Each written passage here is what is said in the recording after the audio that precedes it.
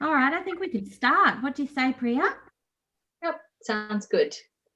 Welcome, everyone. I'm Priya Srinivasan. I live and work on the lands of the Wurundjeri and people of the Kulin Nation and pay my respects to their elders, past, present, and emerging.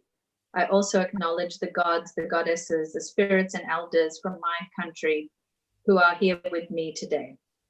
I also acknowledge that sovereignty was never ceded and we exist on stolen land. I'm an independent artist and also the co-artistic director of Sangam, the Performing Arts Festival of South Asia and Diaspora in Australia. I'm originally from Tamil Nadu in South India, but I came here to Naarm many years ago. And we're really excited today to have our first international guest, Nimi Rafael from India. But before I introduce her, few things before that. The lunch is being recorded and will be live streamed and available for viewing afterwards on www.llol.com.au. We will be sticking to the 30-minute time frame because of sign language interpreters and captioners. And if you haven't done so already, please introduce yourselves in the Zoom chat through the text function to say which country you're from and what your name is. There is live captioning available. If people click on the captions icon on Zoom, there's also live signing from Susan at Auslan on the left, and people participating that way need to just click on Susan's video and pin it.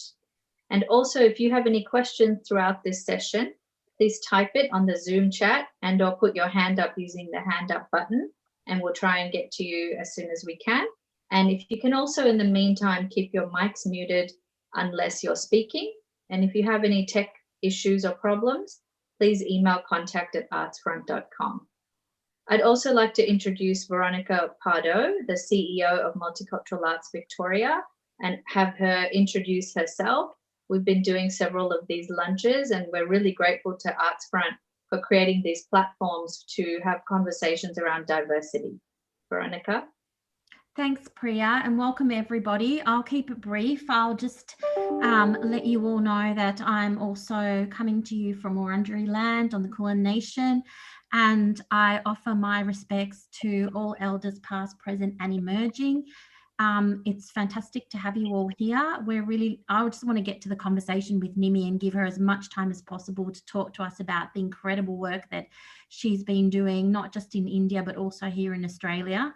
So I think with that, I'm going to pass over to Priya to kickstart our conversation with Nimi. Great, thank you. I just wanted to say there's so much to be said about who Nimi is and Adi Shakti Arts, where she's based. And I don't think we can get to all of it today, but what I will say is Artsfront has her bio, so please go and read that when you have a minute. And there's also clips to a lot of her work. But I'll just do a brief intro of her right now to say that Nimi is the co-artistic director, resident actor, dancer, musician at Adi Shakti, a state-of-the-art center for performance. She was originally trained in Mohiniyattam and Kuchipudi classical forms from a premier institute in Kerala called Kalamandalam. And since 2001, Nimi has performed with Adi Shakti in many of its really charged, cutting-edge political theatre works, to national and international high acclaim. More recently, she's written and directed 2 new plays, including Nidravatam and Bali, which were received with wide acclaim in India and elsewhere. The biggest other thing I wanted us to also note is that Nimi has worked internationally, collaboratively in different places with different artists, but more recently she came to Australia through the Insight Intensive for a 10-day masterclass facilitated by Force Majeure, and was also a Kia Award International Choreographic Fellow to Dance House in 2020 before the borders shut down. So she is really keen on reconnecting with us. And before she starts to speak a little bit about herself and her practice, I thought we could show one clip of some of the work that Adi Shakti does that Nimi is in. And this first one is called Ganapati. It's a short clip and it was written by Veena Pani Chawla, the original founder, of Adi Shakti, and you can see Nimi performing in it. Thanks.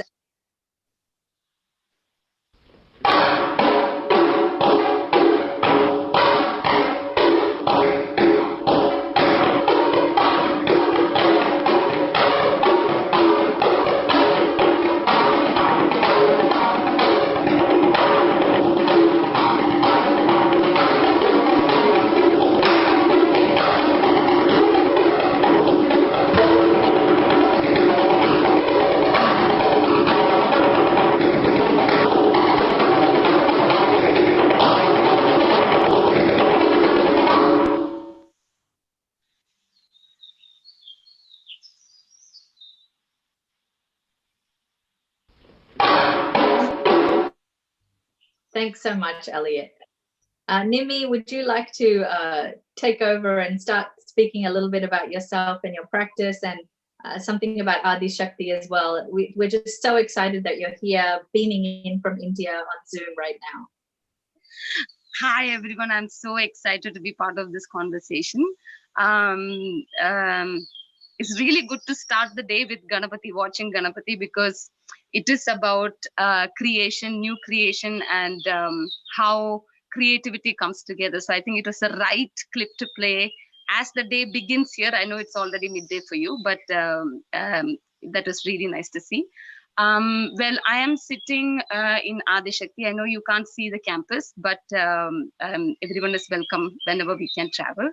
I have been part of Adi Shakti for the past 19 years, and I feel I am one of those very blessed souls who had the luck to be near Vinapani and Vinay, to be mentored in a way that every artist should have the opportunity to be mentored. But Adi Shakti originally was founded in Bombay in 1981 and relocated to Pondicherry, the outskirts of Pondicherry, where there is a place called Auroville, where we have a beautiful campus which has a theater and guest house and a dining room, and where lots of artists and thinkers and performers come from all around the world to do their sabbaticals or workshops or performances. It really depends on what and how they want to engage with Adi Shakti. But it's a very intense practice that we have of sharing the space with other artists. And if I really talk about the kind of work that we do, we are a performance and a research company. So when we do performance, our constituency is as wide as regionally, from national to international. And when we talk about research, we talk about or practice in evolving a new aesthetics for theater, which has come about by our own engagement of what is post-coloniality for us. And in our opinion, that question can only be addressed through interaction with different times. So that would obviously mean how you engage with the traditional and the traditional performer in the contemporary times. So it's always is about marrying both these times and these differences, so that it gets an opportunity for new creativity to spring out of those interactions. So this is just very briefly what we do. Nimi, I know that you extend that philosophy to your work internationally, and that Adi Shakti has been really active in engaging in international collaborations. Can you tell us a little bit about why do you do these, and what have you learnt through this process of engagement with organizations and companies whose practice is very different from yours? See, at the very basic level, interaction and interconnectedness is what we are good as humans. So, and what does that bring? That brings new knowledges, because in India, we have well, we are in the middle of a same culture, but every 5 kilometer or 10 kilometers, you'll see that there is a cultural difference. People perceive the world very differently. How they look at the world is very differently. So we are constantly in the milieu of India. We are constantly going in and out of each other's cultures. And that obviously means when you are interacting with these cultures, it also enriches what you perceive of the world, and that outcome and that insight is what's going to be reflecting in the arts that you practice in. So this kind of bridge that we create between ourselves, between the region that you are, and if you really go out to a different practice, I think it's been the core of what we believe, which enriches us as artists. So it's been a very core idea of how Adi Shakti functions. And I think in that way, we give a lot of importance to how we look at different culture, how we interact with different culture, so that it brings about a different way of understanding our own culture. Can I just ask, just on that subject, if you don't mind, Priya, if I ask another question? I'm really, it doesn't always work though, does it? I mean, when we bring ourselves into this kind of collaborative space, we need to also shed some aspects of our own practice, or a sense that an openness to doing things differently, but also a capacity to really look at ourselves, what we bring into the room. Can you talk a little bit about examples where it's gone really brilliantly, in that there's been a kind of mutual coming together, a shedding of kind of the rules, and a formation of new ways of interaction and engaging, and perhaps maybe when it hasn't worked so well? Do you have any examples that you can draw on? Well, collaboration is wonderful. But I think true collaboration can only happen by being understanding of each other. So if I have to understand another person, or the other as we call it, I should also be ready to face conflicts. And these conflicts is not about hurting each other. This conflict is about probably understanding of each other. And I think in that way, what usually we miss in collaboration is the space and time that we give for artists. Because at the end of collaborations, we have a tag, which is that a product has to come out of it. And that is an imposing task that has been given to many artists who have to do collaborations. Why don't we look at collaboration as something that will unfold over a period of time, where we understand each other's work, and from that mutual trust, that something comes about. And we believe in that kind of collaborations and interconnectedness, because it can't be external, because everything in the world is now becoming external, and that is not of any use for me as an artist, unless I am given the space. I'm not talking about a space where the mind is going into a complete sense of I have time and therefore I will take endless time to create something. That's not what I'm talking about. I'm talking about a very productive exchange, where you begin to trust each other, and out of that trust comes something that is productive.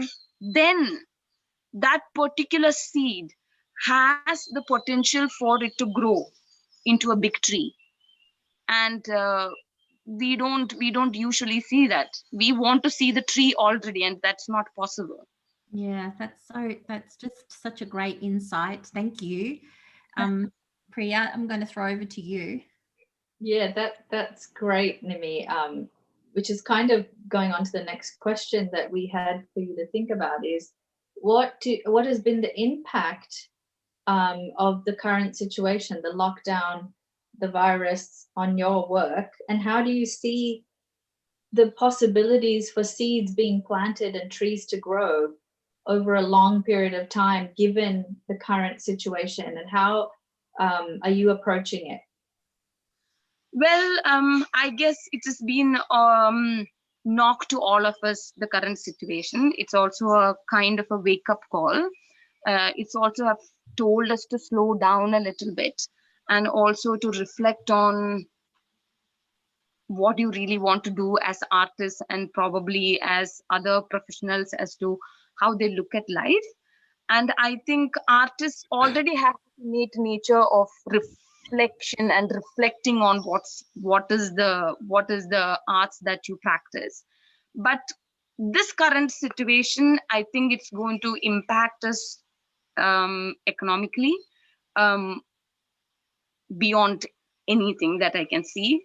Because as I was saying earlier, we are a service industry, and therefore we need to see each other, and that's the only way of working. And especially if I to look at the practice that we do, that is theater, I think every other medium probably can reinvent itself. Like music can be on CDs, it's already on CDs. Cinema is releasing on online platforms, on internet. What do you do as a theater artist? Our strength lies in we being present on stage, where our sweat is also tasted by the audience who is sitting in front of us. So what do we do as theater practitioners? We can't be distant, we can't be on a phone screen, we can't be on a TV screen. That's not the strength for us as theater practitioners. So it's going to be quite a challenge as to how do you move forward if, and the signs are that things will not be normal for some time. So I guess everyone is reflecting on it. But it's very, very hard to say what is the answer and how do we go forward.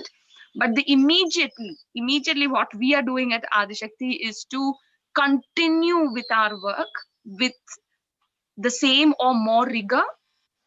And when you occupy yourself that way, something will come out. And we have to give that time for that insight to spring out of ourselves. But for the time being, what we are doing is rigorous practice. And that's what we are doing. That's great. Yeah. Could you maybe talk to us this idea about rigorous practice? How could it be a way for us to reimagine, you know, as we develop? Because we're all sort of locked down in our own places. And I've been talking to people in different parts of the world, and everyone's saying, in a way, this crisis is a crisis of capitalism too. The forced production of products, we're actually being given a reprieve from the constant product situation. And how do we now use this moment for that rigorous practice? Catriona is also commenting about that. What is it about rigorous practice that we can use to reimagine our future encounters as we keep going? And what do you think Adishakti can offer as we think about this question?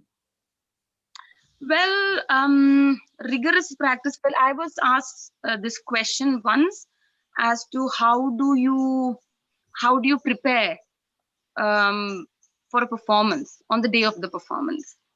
And my answer was that the day of the performance is not important. The important days are the days prior to the performance. And that could be that I would just be probably I would be performing 30 days in a year, scattered. So what do I do with the rest of the days? That is where the rigor comes. The rigor comes of self-disciplining yourself, where as a live performer, sometimes the product that we talk about is not even visible. Well, if I make, let's say, if I make bread, I have dough to show. And I say, okay, bread, there is bread in front of me. But if I were to talk about a product as an artist, it is an inner movement that I feel inside, and that is not visible for you as a person.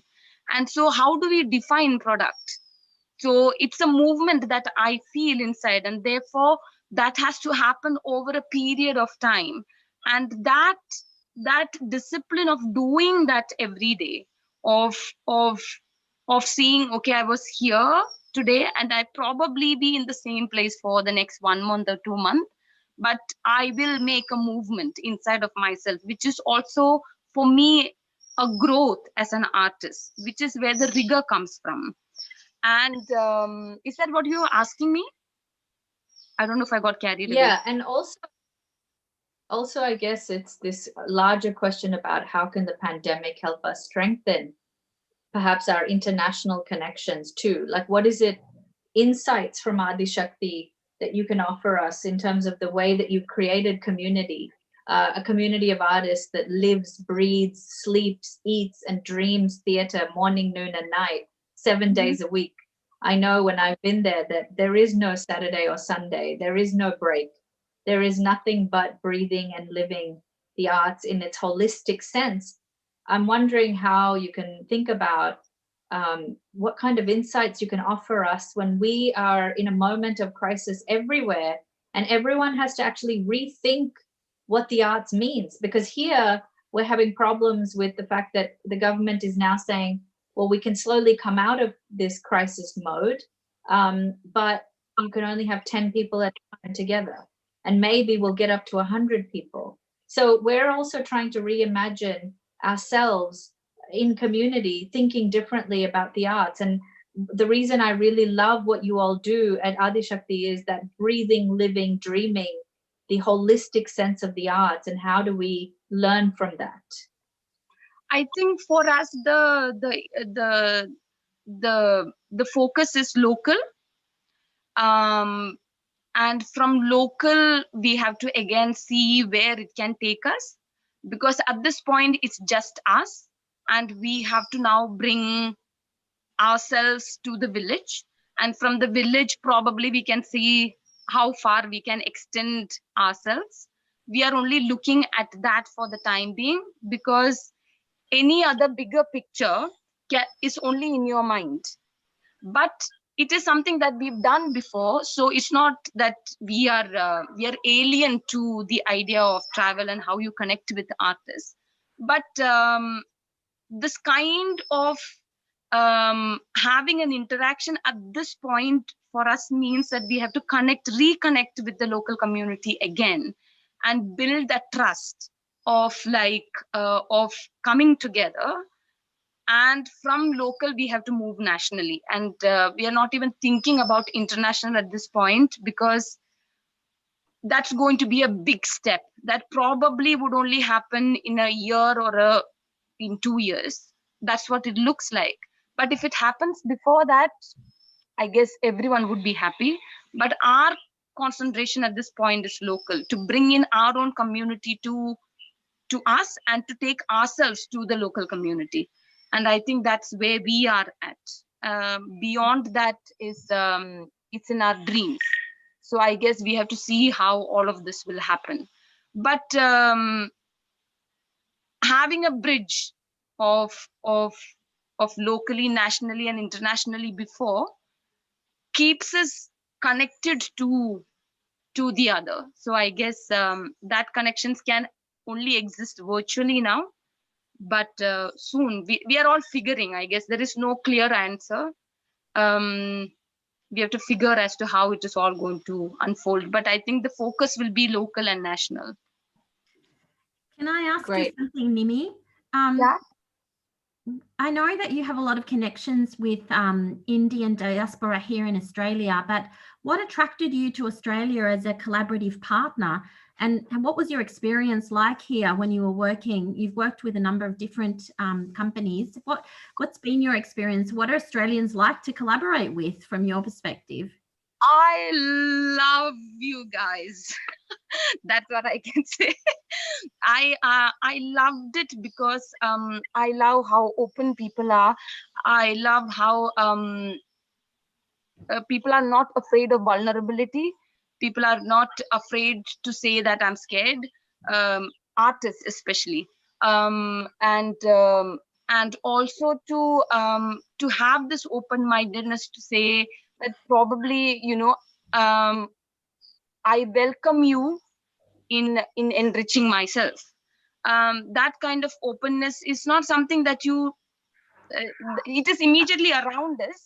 I have friends who are like that, but it is not something that you see very commonly. So the artists that I got to interact with in Australia were very generous towards me, and that generosity is what is very important in artistic practice and as artists. So I guess that is what is attracted me most towards your culture and your people. Yeah. Thanks, Nimi. Nimi, we have 5 minutes left, so I'd like to use this time for people, if they want to ask any questions to Nimi, to unmute and ask. I'm looking to see if anyone has specific questions. Melissa had a question about the borderless world through online conversations, and I guess she's asking what benefits come to you as an artist to have international collaborations online, and have you thought about what that might mean? Like the same point that I was making, we are not supposed to be existing virtually. We are supposed to interact, seeing each other. So that's not happening at this point, but the technology has come to us so much that we can also exist this way. So I guess the exchanging of ideas can happen. But as an artist, what I value the most is to go on the floor, to practice, to probably wrestle with the ideas that I probably get from elsewhere and virtually. So a borderless world would be something that we'll have to dream about in the future. But yeah, but this current situation has told us this particular pandemic doesn't even look at you as in terms of people with border, race, color. It doesn't show any of those. So it's all a kind of an open frame. But I would like to exist on floor and on stage than virtually, probably. Yeah. Thank you. And Ellie, do you mind maybe running that second clip of Nimi's work, her most recent work called Bali, which has been seen in a lot of places. And Nimi, if you could just say 1 minute or 30-second intro to what Bali is as a work. Well, Bali is not the place Bali. A lot of people confuse with that. But Bali is a character from our epic called Ramayana, where he was a king in a forest, and he's killed in a certain way by the hero, what we call as the hero of the story. And in the Ramayana, there are certain kind of, I wouldn't say opinion, but reason as to why Rama, the hero, killed Bali. And the play talks about what is your notion of right and wrong? Was it right for Rama to kill Bali in the way that is described in Ramayana? Or what is our individual notions of right and wrong in terms of, and I've taken this particular story so that different viewpoints can exist as this story being the fulcrum. So there is Tara, which is Bali's wife, who has a perspective as to why it was wrong. And there is Sugriva, who is Bali's brother, who justifies Bali's killing. So there are multiple characters who come and argue their right and wrong on Bali's death.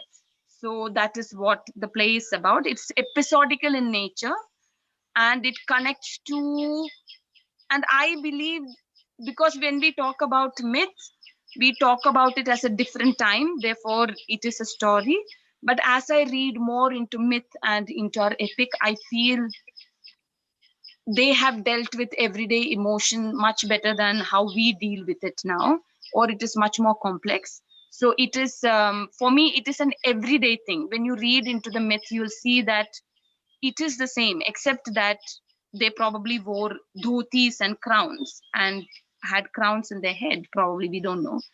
But the emotions are the same, the situations are the same, how we negotiate the emotions are also the same. So the play also deals with, in terms of structure, it moves from everyday into the epic. So there is this constant movement of back and forth that takes place. Yeah, I'm very Great. I think work. I don't understood. we will I think we'll end by showing everybody that 1 minute clip. Yeah. And people continue to connect to you through Artsfront. We'll make sure they have your email and more details about Adishakti as well. Thank you so much for you, everyone, today. Thank you to Artsfront.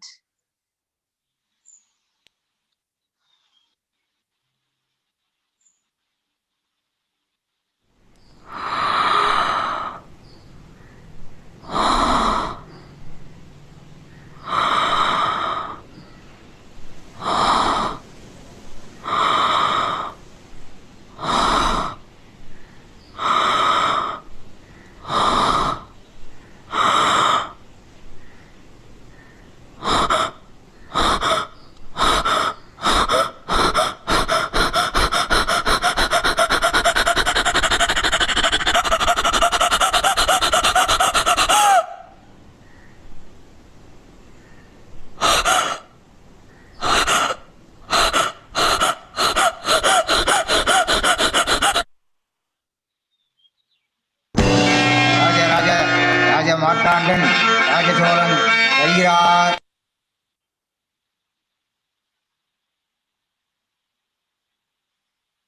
Thank you so much. Thank you, guys. Thank you, Priya. Thank you, Veronica. Thank Thanks, you. Winnie. Take good care. Thank you. Bye, everyone.